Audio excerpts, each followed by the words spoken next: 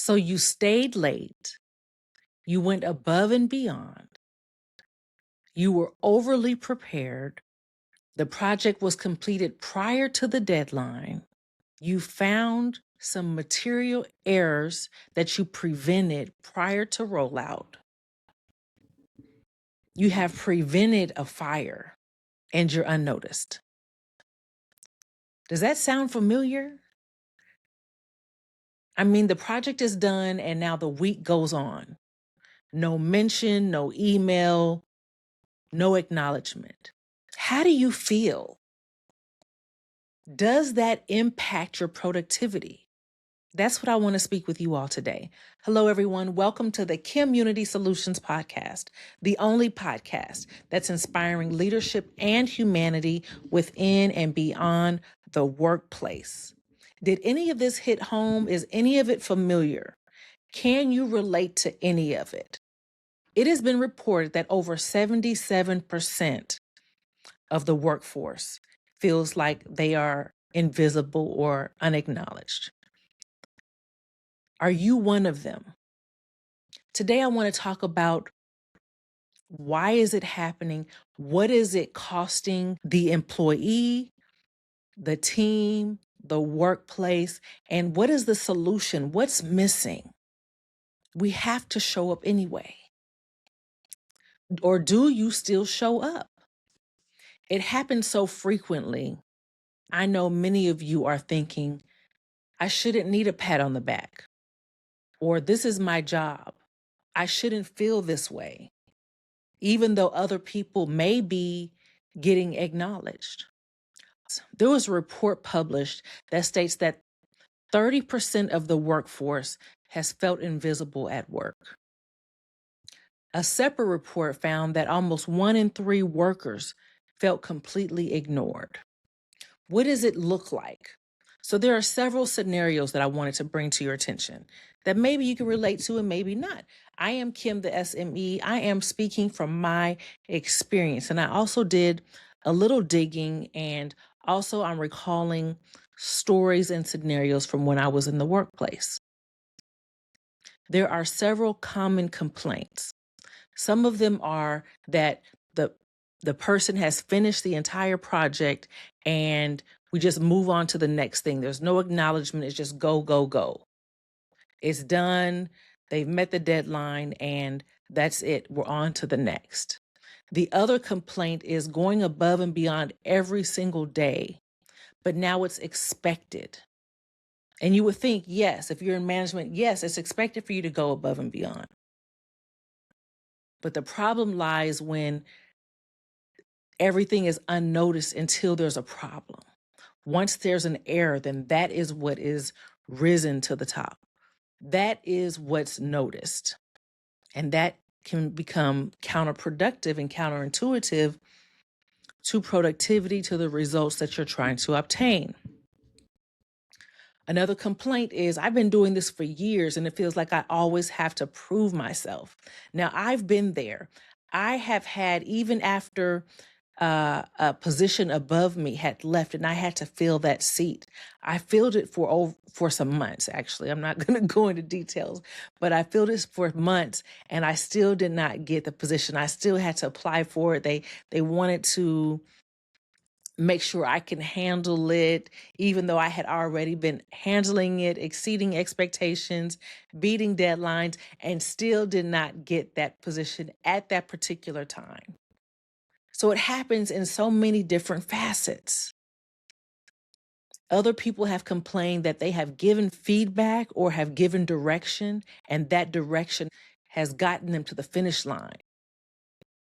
But they go unnoticed. These are only a few of the examples. And I know the last one hits home when I talk about how everything goes unnoticed until there is a problem. Over time, it accumulates. These memories, these circumstances, these scenarios, and they don't just disappear. It builds up somewhere. So where is it building up? Some people are taking it personally. Some people feel as if, well, if I'm not getting the acknowledgement, then I won't produce.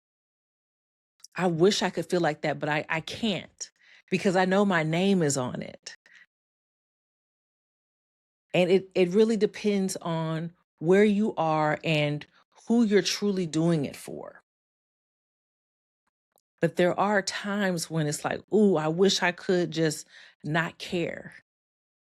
But it's not in me. Even if I am, I don't want to say upset, but even if I am displeased, I will say, if I see that there's work needs to be done, I have to do it, because I know it's on me. I know my name is on it. It's just who I am, whether I'm working for someone else or if I'm working for myself. I know everyone's not built like that. I'm not saying there's a right or wrong. What I am saying is that it happens, and how we respond matters. How do you react in those scenarios? Why does it even happen in the first place? Well, number one, we tend to normalize overwork, especially now that we are in a mostly remote environment. There's really never a cutoff unless you truly enforce it, unless you put your 10 toes down and say, this is my cutoff or these are my responsibilities. But no, overwork has become normalized. Whether you have to stay late or finish the project, or there have been layoffs, and so that work has been passed down onto someone else, including their own workload.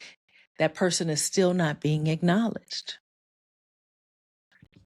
Number two, the second reason why this is happening is because not all leaders were trained to be leaders of people. They are trained to look at numbers. They are trained to look at productivity, look at reports, look at key performance indicators. They're not looking at you. They're not looking at your needs. They are not even concerned with what you have on your plate. They just want it done. And I'm sure many of you can relate to that, whether you are on the management side or you are on the frontline employee side. People just want it done. They're not trained to see all that you have completed. They are not making a report of all their employees of what they have accomplished, what deadline they have met. They just want it met. They are looking at the end result, not the individual participation of it. And the other thing, what also is difficult is that the invisible work is what is hard to identify, is hard to notice, especially if leadership is not as knowledgeable as what it takes to get the job done. There are a lot of things that happen behind the scenes, underground, whether it's in formatting, whether it's in design, whether it's in information gathering, whether if it's in team mobilization and motivation. There is so much more behind the end result that goes unnoticed, that is not even visible unless you are there in the mix. And I can see management saying, okay, well, how often am I supposed to acknowledge you? That is a valid concern. How often do I need to pat you on the back? Is it every time you meet the deadline? Is it every month? Do I have to rotate my acknowledgments to the team? And you may think that that is small-minded, but that is something that many are thinking about, if they are thinking about it. That would be their excuse of, well, I have a great team. They all participate, they all contribute, they all do a great job. So they just say, great job, team. or it's the norm and they don't say anything. Invisible work is the hardest and the most valuable work and often goes unacknowledged. And I stress this, and I'm giving you all these examples because I really want everyone on both sides, whether it's leadership or the frontline staff, to really understand that, hey, there's a cost in recognition. There is a cost of silence. I've stated before that I am the communication accountant. I talk about and I help organizations identify and reduce the hidden cost of miscommunication. Miscommunication includes silence. Silence speaks. Silence is loud. And it is misunderstood. It can be interpreted in many ways. Reports show that 77% of workers say job-related stress affects their mental health. 77%. So when people are unrecognized and especially if they're not saying anything about it and they're just going on day by day by day, year by year, they are creating this overload of stress, of anxiety, of depression.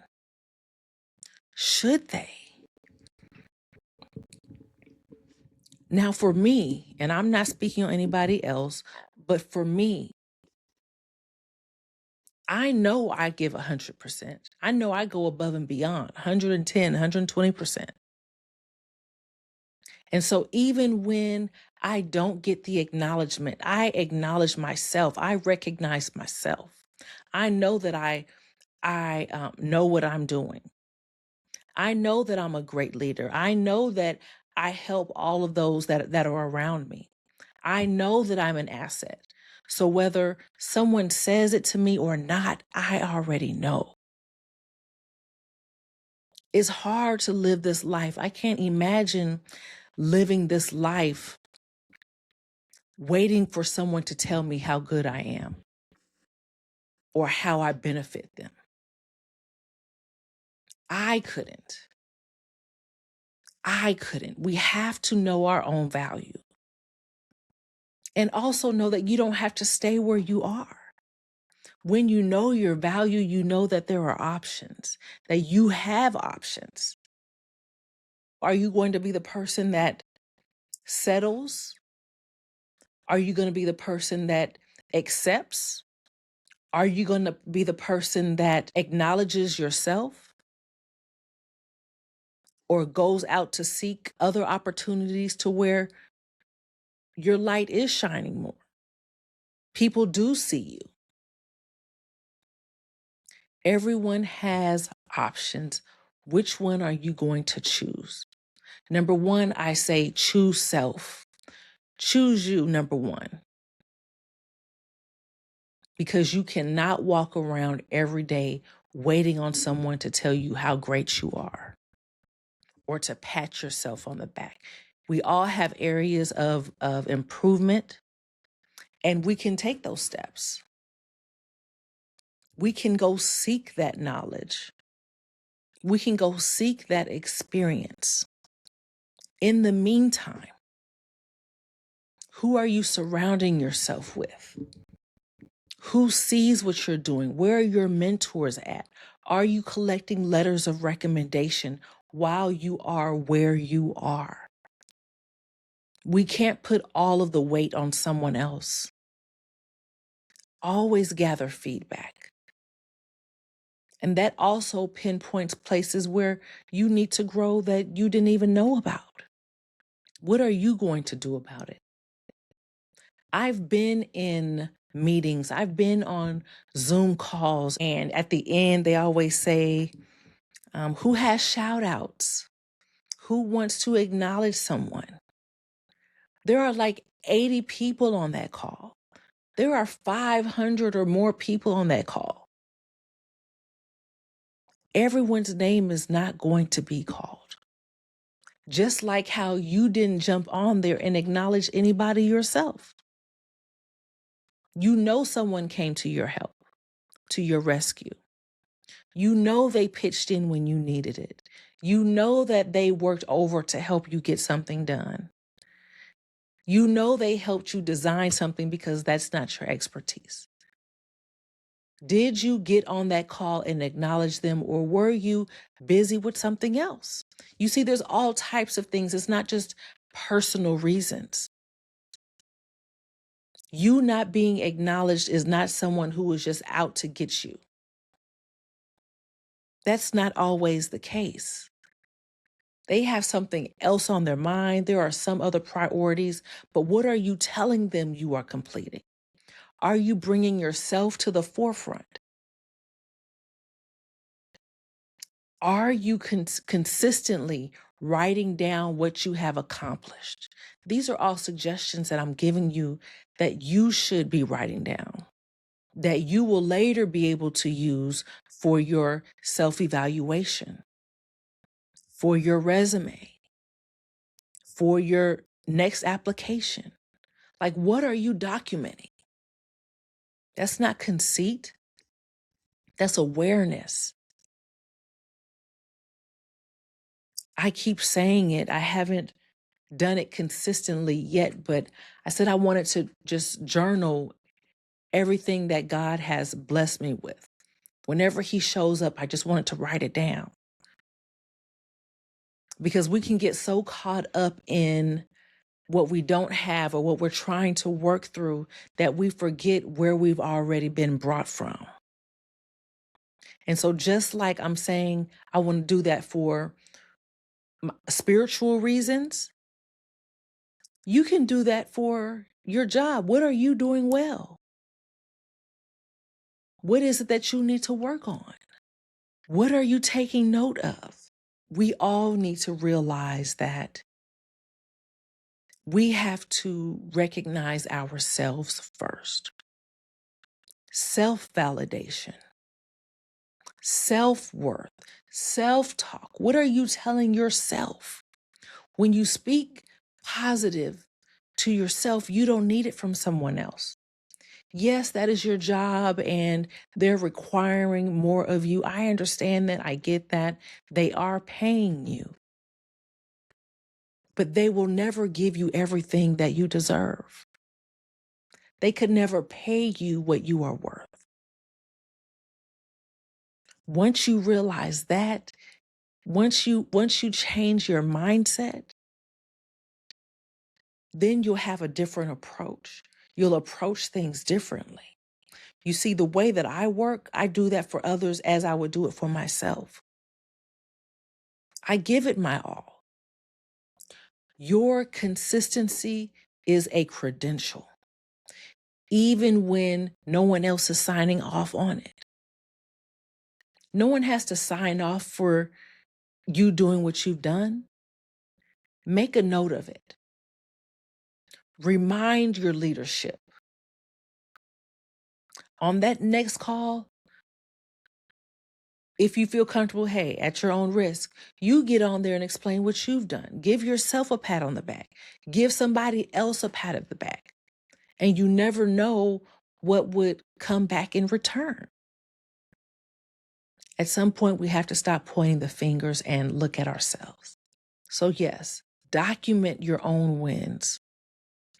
Learn to narrate your own contributions. Share that. Tell those stories so that it then can be documented and remembered when it's time for promotion, when it's time for elevation. And also not be so quick to think that it is against you. Someone not speaking for you is against you. And the other thing that I also said do was invest in those around you who see the work that you're doing. Ask them to write a note. Ask them for a letter of recommendation. Have them send you an email. 79% of employees who leave their jobs is because of lack of appreciation. Now, I've spoken about the frontline employees. Now I want to speak to leadership. I want to speak to management. Dear manager, it's important that you hear these stories, and these scenarios because you are playing a part in that.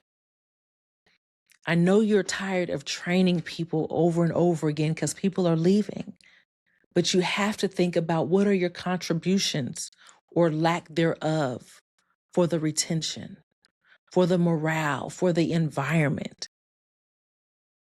I'm not pointing fingers. I'm asking you to look in the mirror.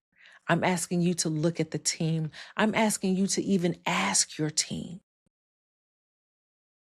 Yes, you may think everything is going great. They may even tell you it's going great. But what kind of relationship do you have?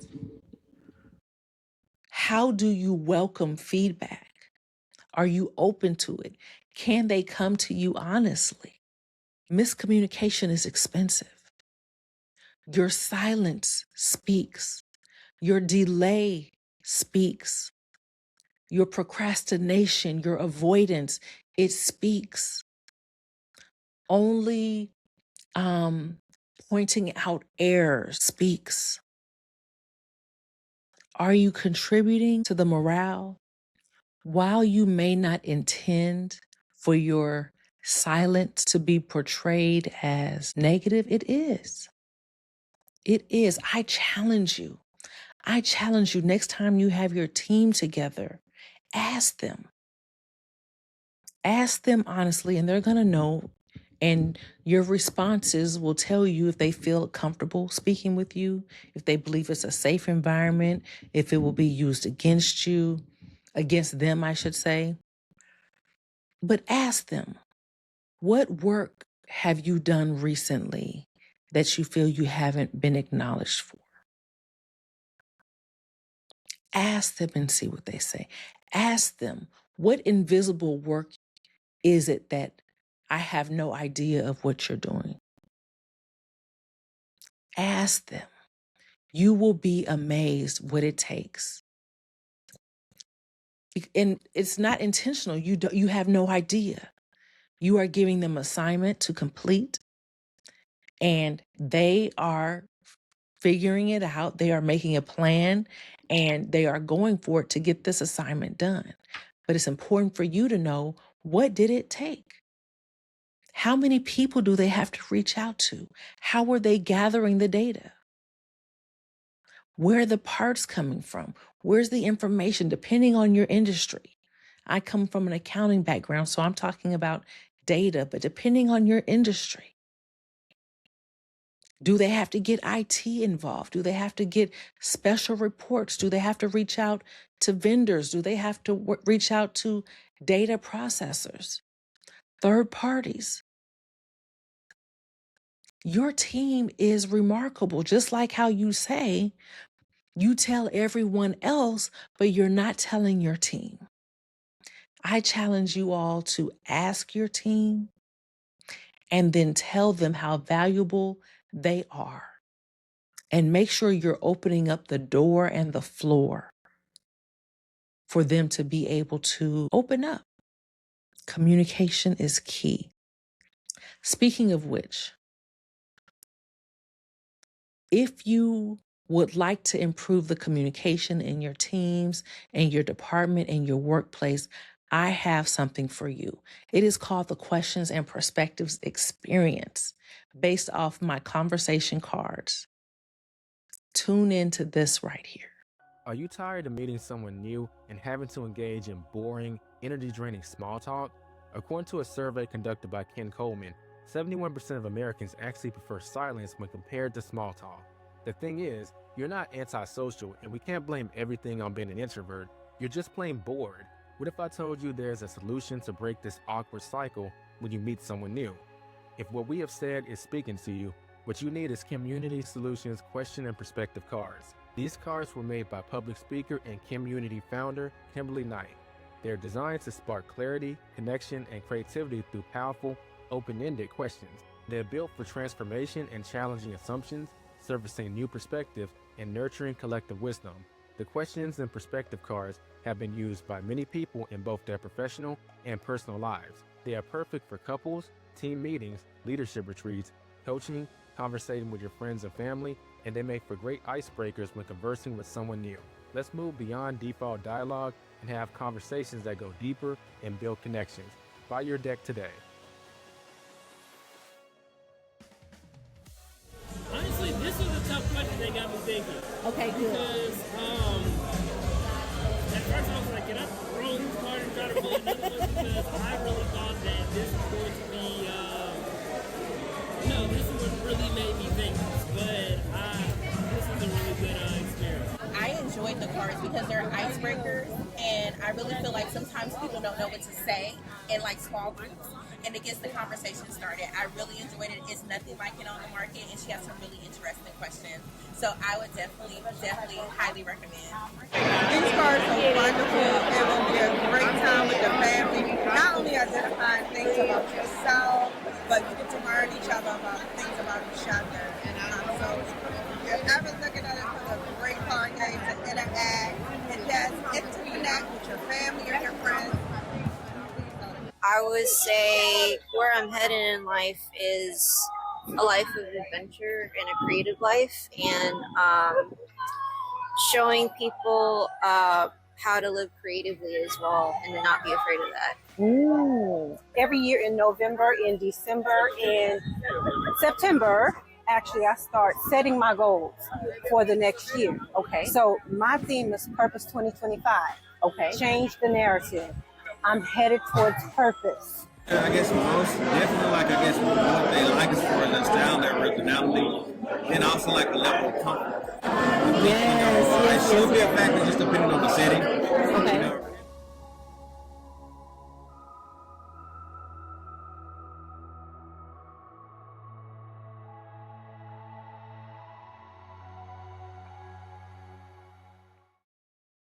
Until next time, you have been listening to the Community Solutions podcast.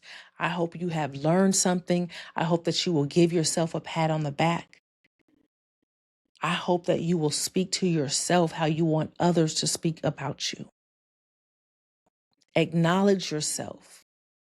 Champion yourself. I'm your host, Kim, the SME. As always, I am only speaking from my experiences. You all be blessed. Bye-bye.